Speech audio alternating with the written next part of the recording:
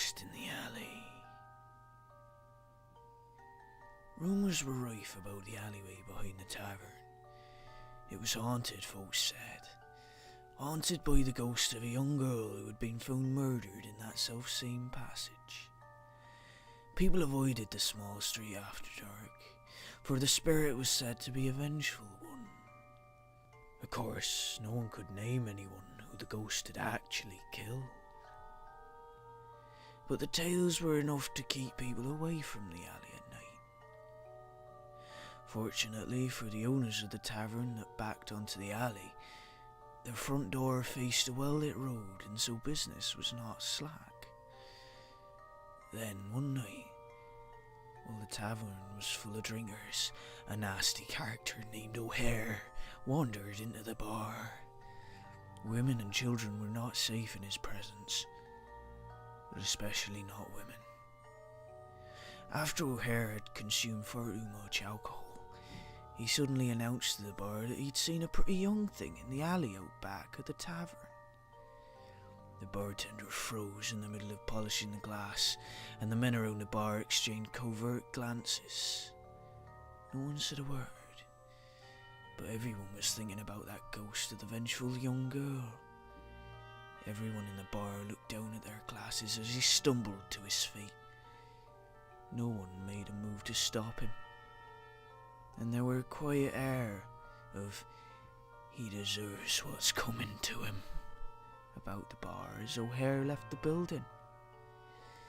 It's just too bad that there isn't really a ghost, thought the bartender, setting down the shining glass and picking up another one to polish.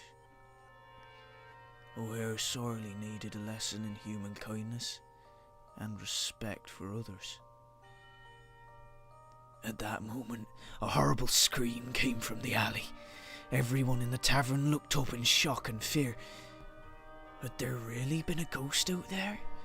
Or was O'Hare up to his old tricks, and even now accosting one of their womenfolk? The men leapt to their feet and raced to the back door of the tavern, pouring out into the street. They were met by an unnatural cold, and their eyes were dazzled by a blaze of light. The bartender thrust his way to the front of the crowd and saw the body of O'Hare lying in a pool of bright white light. His throat had been torn to pieces, and blood was spilling out into the gushes. Above him hovered a semi-transparent figure of a young girl. Her eyes gleaming with red fire, her mouth covered with blood. She glared down at O'Hare, and then turned to look at the crowd. The spectre licked the blood from her lips thoughtfully, her eyes on the bartender's neck. Then she vanished, taking the light with her. At their feet, O'Hare gasped out his last breath and died. The local authorities were summoned to deal with the body of O'Hare. Though sceptical at first, they were finally convinced, since there had been so many eyewitnesses who had seen the ghost hovering over the dying man. The bartender resigned his position the next morning and took a job across town. The memory of the ghost's hungry stare at his neck, prompting him to look elsewhere for employment.